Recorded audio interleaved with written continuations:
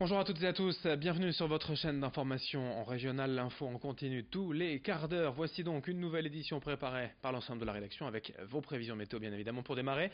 Et c'est bel et bien un temps maussade, nuageux et pluvieux qui s'annonce, pas mal de perturbations prévues dans la région, de la pluie, des orages aussi même. Personne ne sera épargné du littoral à la métropole lilloise et forcément les températures sont en baisse. 19 degrés à Dunkerque et à Calais, 20 à Saint-Omer, 22 degrés à Lille. On en reparle bien sûr après ce journal.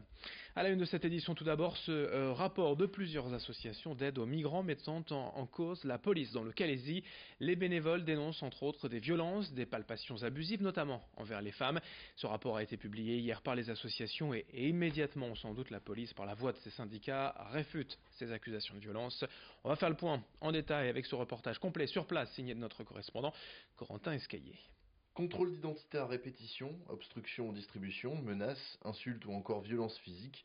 Voilà de quoi est accusée la police à Calais, à travers un rapport de 34 pages publié par les associations d'aide aux migrants. Le rapport évoque aussi la surveillance des bénévoles, ainsi que des palpations abusives. Il y a énormément d'incidents, d'abus ou de manquements déontologiques des forces de l'ordre qui sont commis sur les bénévoles à Calais. Donc que ce soit des contrôles d'identité répétés, des amendes, des contraventions, des obstructions aux distributions, de la violence verbale, des menaces, des insultes et même parfois de la violence physique. La plupart du temps, la simple présence d'un gros contingent de policiers près des distributions, ça nous empêche matériellement de distribuer puisque les exilés vont pas venir en fait. Tout simplement, quand on essaye de distribuer des chaussures ou des manteaux, s'il y a 3, 4, 5 fourgonnettes de CRS dans les parages, les exilés vont en fait décider de ne pas venir de peur en fait de la police. De leur côté, les syndicats de police se défendent. Selon eux, les contrôles d'identité sont parfaitement classiques. Pour le reste, la police attend des preuves et tient à rappeler son rôle. Déjà, ils sont là pour assurer la sécurité des associations, des migrants également et des Calaisiens.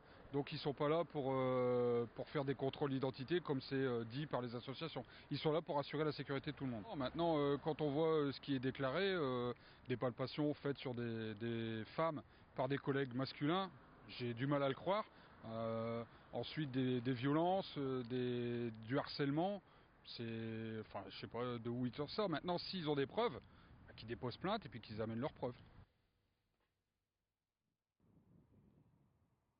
Voilà ce que l'on pouvait dire donc de cette affaire et de ce rapport publié par des associations d'aide aux migrants. On en reparlera dans nos prochaines éditions.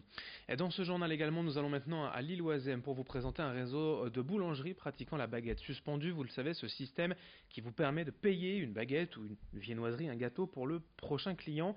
Le boulanger note alors votre commande sur le panneau et les personnes dans le besoin, comme les sans-abri par exemple, peuvent en profiter gratuitement puisque c'est vous qui avez déjà payé. C'est un geste simple, facile et utile aujourd'hui développé dans 6 boulangeries du quartier. L'association La Cloche en est à l'origine, elle s'occupe de convaincre les boulangeries de l'intérêt du système et son objectif est d'étendre le principe à d'autres quartiers, à d'autres villes, mais aussi d'offrir d'autres services ponctuels au SDF. Explication au micro de Vincent Vieillard. On aimerait changer de quartier et se développer aux autres quartiers et aussi on aimerait développer le projet. Là on est sur les places de cinéma en attente. On essaye, ça serait peut-être intéressant aussi d'aller voir les boucheries pour proposer de la charcuterie ou du pâté en attente pour faire des sandwichs. On est aussi sur les places de spectacle en attente. Là on a un théâtre qui est rentré dans le réseau il y a peu de temps, qui est juste à côté, qui s'appelle la Boîte à Rire et qui propose du coup des places de spectacle en attente à un prix solidaire. On enchaîne avec cette innovation pour assurer un service de livraison rapide en France et notamment entre Paris et Lille avec la start-up Living Packets qui propose depuis peu à des voyageurs de transporter avec eux un colis à destination d'un tiers. Les paquets en question sont sécurisés, géolocalisés en temps réel et les livreurs, eux, sont rémunérés 12 € par trajet. Les colis, par exemple déposés à Paris, Gare du Nord, pourront être récupérés à Lille Europe, moins de 2 heures plus tard. Plusieurs enseignes de vente en ligne ont déjà fait part de leur intérêt pour cette société, mais c'est aussi une solution pour des particuliers entre eux quand vous souhaitez envoyer quelque chose à un proche rapidement dans la journée. Explication avec le directeur général de cette société Living Packets que nous avons joint par téléphone. Ce qu'on voit aujourd'hui, c'est que les gens sont capables de payer 18 € pour avoir une livraison en 2 heures entre Paris et Lille. C'est extrêmement rapide, c'est géolocalisé, vous pouvez suivre la livraison en temps réel, vous pouvez échanger avec le voyageur, vous pouvez voir le contenu du colis pendant son déplacement, mesurer le poids, l'humidité, les accélérations. C'est un service premium et aujourd'hui, il y a eu rapide. Les gens veulent des livraisons sous contrôle. Ils ont besoin de ce type de service-là. Pour terminer, nous vous proposons tout autre chose. Allons à la découverte d'un palace pour chats dans la métropole lilloise. Une solution aussi pour celles et ceux qui ne peuvent pas emmener leurs chats en vacances à l'homme, ici chez Youpi Cat Palace. Tout est fait pour le bonheur et le confort des petits félins. Marie Lassu, passionnée de chats, a ouvert cette pension en 2016. Elle a entièrement aménagé sa maison pour que les animaux se sentent comme chez eux, avec des box de 2 à 4 mètres carrés en extérieur et en intérieur. Le jardin et les salons leur permettent de se dégourdir les pattes et de s'accorder des moments de jeu. Elle propose aussi un accueil personnalisé en fonction du caractère du chat, de son âge, de son style de vie. Elle donne aussi régulièrement des nouvelles aux propriétaires en leur envoyant des petites vidéos. Pour le tarif, comptez 12 € la journée dans ce palace pour chat, présenté au micro d'Idil Gunay.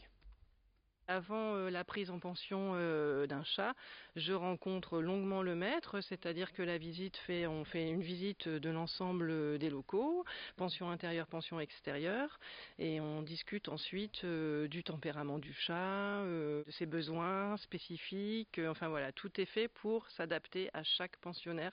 Donc j'ai des box pour chat grimpeur, des box plus spacieux en termes de surface au sol pour les chats âgés ou qui ne savent pas, par exemple, sauter, donc, ou des chats très gros qui n'ont plus la capacité de sauter, donc il faut répartir l'espace différemment.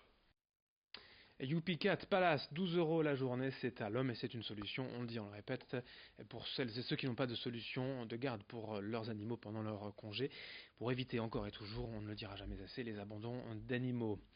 Fin de cette édition, merci à vous de l'avoir suivi, merci de votre fidélité. Dans un instant, d'autres informations à suivre dans la région. On parlera météo, des grands reportages de la rédaction et d'une nouvelle édition dans moins de 8 minutes. Très belle journée à toutes et à tous.